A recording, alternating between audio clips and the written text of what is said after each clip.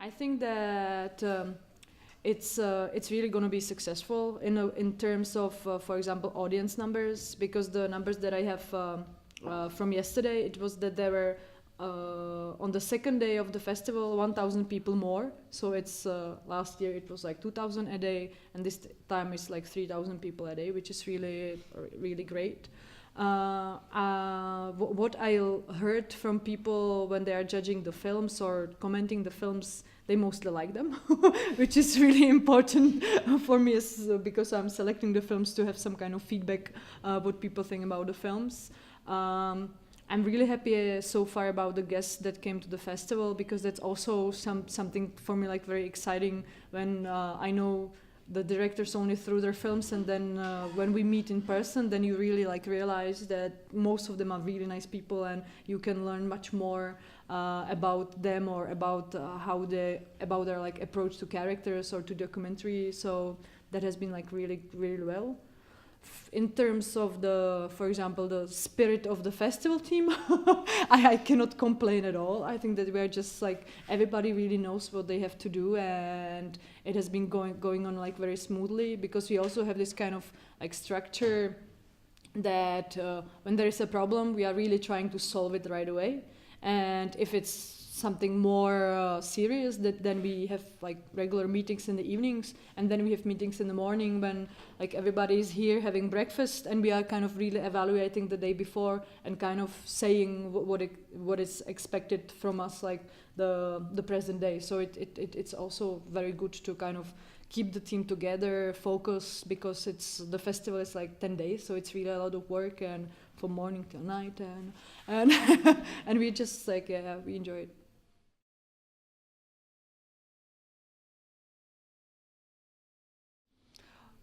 So our like main financial donor used to be Ministry of Culture, which gave us maybe like a quarter of the budget that the festival has. But this year, the Ministry of Culture is Ministry of Culture itself is going through budget cuts. So they haven't like decided on the support yet, which is like really, really bad, because the festival is going and we really have no idea like what the budget for the festival is actually going to be. So we had to take some precautions in a way that we are really working on a very limited budget, and if we have like zero support from the Ministry of Culture, then we will have to cut on the activities that we do after the festival. And it also includes that we will have to like some of the people from the team that are like full-time employees, they will have to be part-time or something like that. So it's really not good, but we will see. But we are lucky that last 2 years that we had like stable private sponsoring, which also covers about maybe like fourth of the budget. So it's good, and we feel that for us it's important to always have like private donors that kind of are on the same not like mood, or they kind of don't use the festival only for the promotion of their project of their like products, but they are really also thinking, for example, doing a campaign that kind of connects to other topics which they are doing, and that they really care for the topics and human rights topics. So for example, it's like last yesterday we had this party that one of the sponsors invited their employees, and then they went to see a film. So it's really nice, kind of also showing them how they are spending their money, so that the employees don't kind of complain that they're wasting the money on something which is nonsense. Yeah.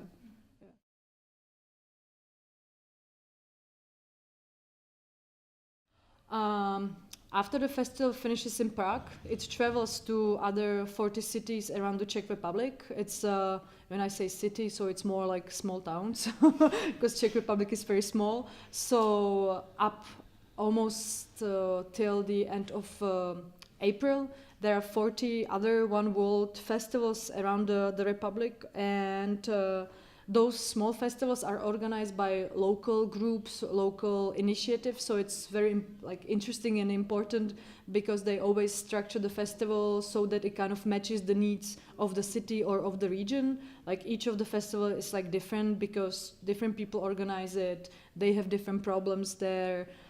different kind of level of civic society, and it's very exciting to go and see the festivals.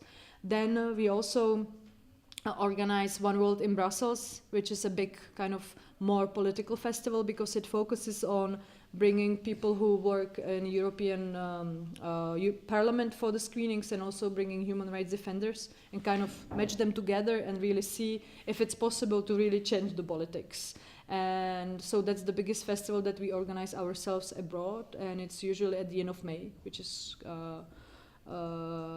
always like very nice and important event. And this year we, together with the Czech centers, which are kind of like diplomatic offices of Czech Republic in different parts of the world, not only Europe but also outside Europe, that we decided that we will do small like echoes of One World together with each of the Czech center, and we will put like a small collection of films that reflect what our organization does in terms of human rights but also humanitarian aid, and then we will bring to these events the guests from the festival, directors, but also experts from our organization, and really have debates, so have like the similar structure as we have here. So, and then also what we do in this building, which is the center of people in need, our organization, we try to do regular screenings almost every week in this hall, but also in the hall down and in the hall up. We have screenings of documentary films that are followed by Q&As with like different guests. So that's kind of activity that keeps the audience kind of attached to the festival. And we also try to kind of program it in such a way that if there is something interesting happening in the world or in Czech Republic, we always try to program the film, so it kind of, you know, broadens the topic and you can discuss it. Another activity that we do during the year is that we have like a kind of grassroots distribution program of documentary films, because in like Czech distribution system there is not much space for like documentary films, just like few every year. So we decided that we will try to buy some of the documentary films, and it's not really hard, which to our surprise, not even so expensive. So I think to this day we have about maybe like 23 films that we bought, and these films can be screened only in the Czech Republic. The screenings have to be for free, and we are kind of structuring it that anybody who is interested in the film can borrow the film on DVD or can like get it online, and he or she should make a screening for their family, for their friends. They can screen it in schools. Lots of screening has been going on that like as part of program of other festivals. So it's really like very like kind of very lively activity, yeah. And okay, what else we do? We also have a supporting program for other human rights film festivals that are starting all around the world in countries. Okay, I can name, for example, Jordan, that we are helping one of the festivals there, or like festivals in Sri Lanka, and these parts of the world which are like really difficult, and human rights topics sometimes are just like taboo or are like difficult to kind of openly support them. So this supporting program is very nice because we are just sharing our know-how that we got within those 15 years and just kind of seeing if like similar ideas that we do here can be implemented like in other countries. And it's similar to the regional festivals that we have here, that those human rights festivals around the world have to be organized by like local groups or local people, because then it gives it the specificity and everything, yeah.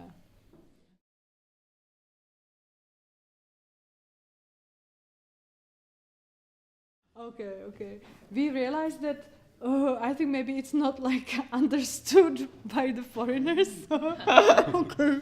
Because lots of people ask me, but the idea behind it is that the hands on the picture should kind of symbolize how we see the Czech Republic, kind of, or the Czech society, that it's just like these domestic animals. And in the environment of domestic animals, suddenly the animals realize that there is an ostrich, which would represent something exotic, even though there has been like ostrich farms everywhere around the Czech Republic for just like not hundreds years, but like lots of years. And there is always this like constant competition between the hens and the ostrich about whose eggs is bigger and better and so on. And it really kind of ends up as the hens are just throwing out the ostrich from the environment where they have been living together. So for us it's kind of like a fairy tale, like symbolizing what can happen, like if you are not really open to differences, even though that like people from like different backgrounds, different environments, different ethnicities have been like living in the Czech Republic forever. So it's kind of like a symbol, and it represents, it kind of symbolizes the topic, which is the tolerance and intolerance. Yeah.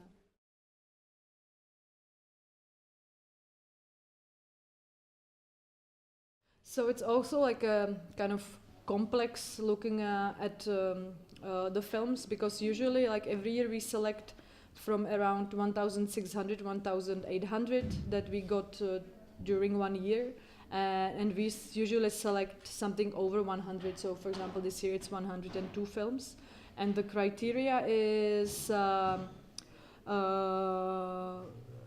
they should be formally well made, but also they should be there should be like interesting content, and then it depends on our topics and also like in which category we would like to see the film. So you can really see even in this year's program like big diversity of the quality of the films. Some of the films are just like reportage, and some of the films are like really like blockbusters made big budget. So this is really like a big scope. So and then the way we see the films is also, if we already know the topics that we are looking for, then we are focusing more on these topics. Yeah, yeah.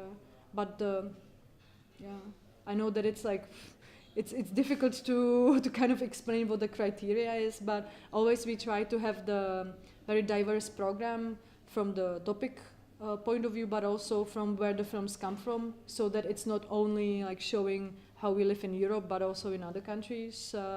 We always try to include films from like student filmmakers, but also from somebody who is like very famous for example, feature films, but that now they started making documentaries. So it's really like a mixture. Yeah.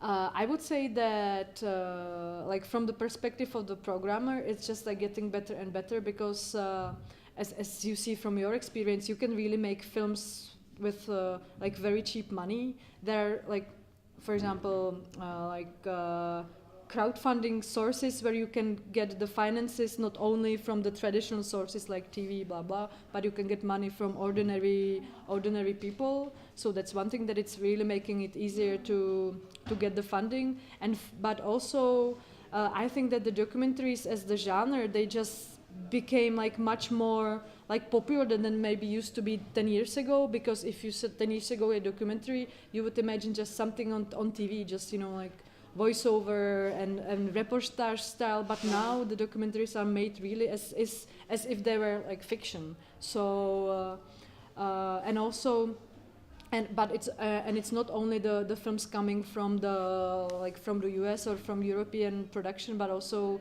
films from like other parts of the world.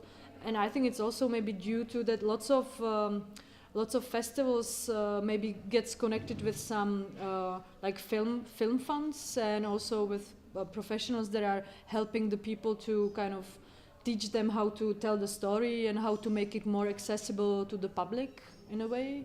Yeah, but I think that the biggest change is really that anybody can make a film, and you can really make the film successful, like if you really try hard. I know I'm like talking only from the experience of per person that never made a film, so so but yeah, but I see that the quality is really just like I'm just like overwhelmed by the stories that that people are really able to catch in the film. And yeah.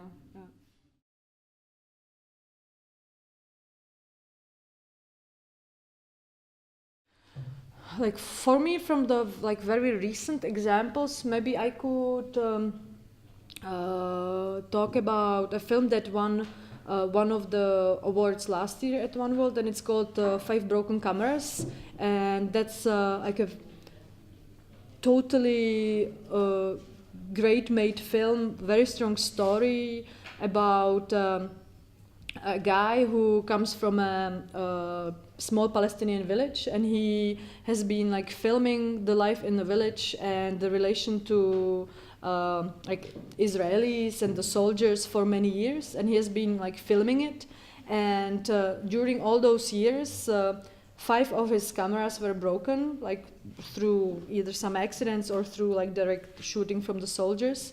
And like from what I know from him, because he was at the festival, he didn't really have kind of at the beginning some kind of idea that he would make a film about it. He was just documenting it.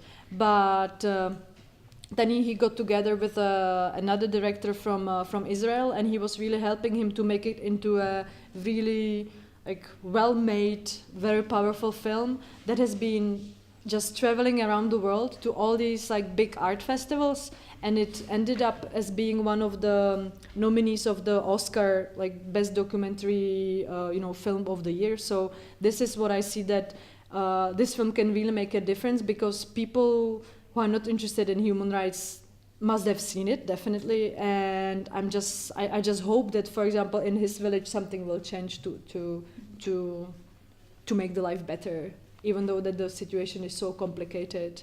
Yeah, sometimes I mean, like from like maybe very naive idea, I think that like films can change the world, because you can really use them as tools for different purposes. So if you have some like very strong film, you can really show it to different groups, and then it's always up to the people, what they will make with the message of the film. So yeah.